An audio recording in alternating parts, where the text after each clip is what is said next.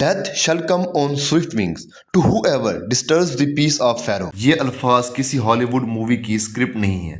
یہ وہ وارننگ تھی جو 1922 میں کنگ توتن خامن کے مقبرے کے باہر لکھی ہوئی تھی.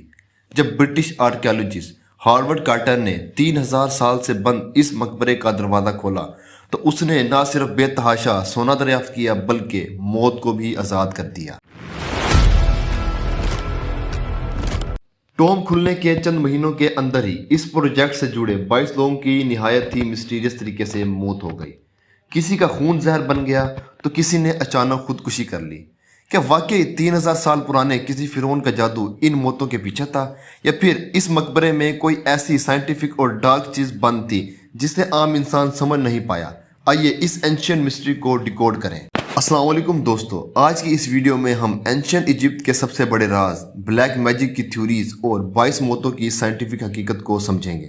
ویلکم ٹو ڈیکوڈیز، جہاں ہمارا مقصد ہے decode the world with truth. نومبر 1922، ہاورڈ کارٹر نے ویلی آف دی کنگز میں آخرکار کنگ توتن خامن کا چھپا ہوا مقبرہ ڈھونڈ ہی لیا. اسے فنڈ کر رہا تھا ایک بہت ہی امیر آدمی، لارڈ کارناوان. جب دروازہ کھولا تو اندر اتنا سونا موجود تھا کہ دنیا کی آنکھیں چندیا گئی.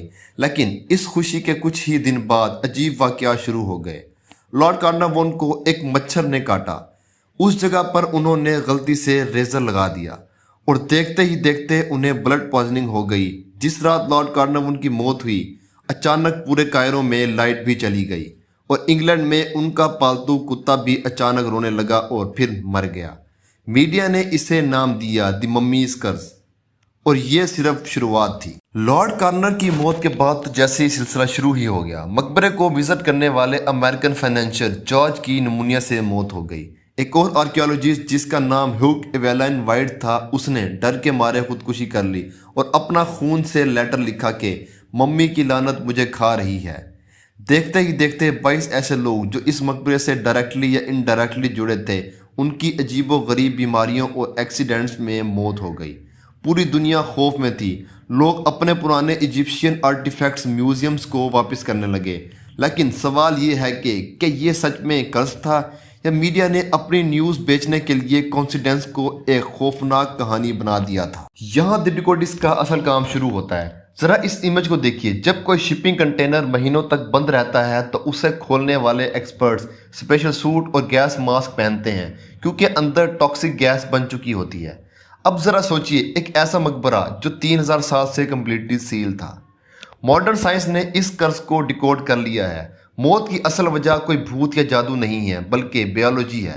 اینشینٹ ایجپٹینز مقبروں میں کھانا یعنی فروٹس اور میٹ رکھا کرتے تھے. 3000 سال میں وہ کھانا سڑ کر ایسی ٹاکسک مولڈ یعنی فنجائی میں تبدیل ہو گیا جسے اسپرگیلس فلیوس کہتے ہیں، جو سیدھا انسان کے لنگز اور امیون سسٹم پر حملہ کرتی ہے. جب کارٹر کی ٹیم نے وہ دروازہ کھولا اور اس ٹاکسک ایئر کے اندر سانس لیا تو وہ اس کا شکار ہو گئے. جن کا امیون سسٹم کمزور تھا جیسے لارڈ کارٹر، وہ اس 3000 سال پرانے بیولوجیکل ٹریپ کا شکار ہو گئے. تو دی ممیز کرس کی حقیقت کیا ہے؟ اصل کرس بلیک میجک نہیں بلکہ بیکٹیریل انفیکشن تھا. ہاورڈ کارٹر جس نے سب سے پہلے مقبرہ کھولا، اسے کچھ بھی نہیں ہوا اور وہ 74 سال کی عمر تک زندہ رہا. میڈیا نے صرف ان لوگوں کو ہائی لائٹ کیا جو مرے اور ان ہزاروں لوگوں کو اگنور کر دیا جو مقبرے میں گئے اور انہیں کچھ بھی نہیں ہوا. ویڈیو اچھی لگی ہو تو لائک کریں اور شیئر کرنا مت بھولیں، اور چینل کو سبسکرائب کرنا بھی مت بھولیں. شکریہ.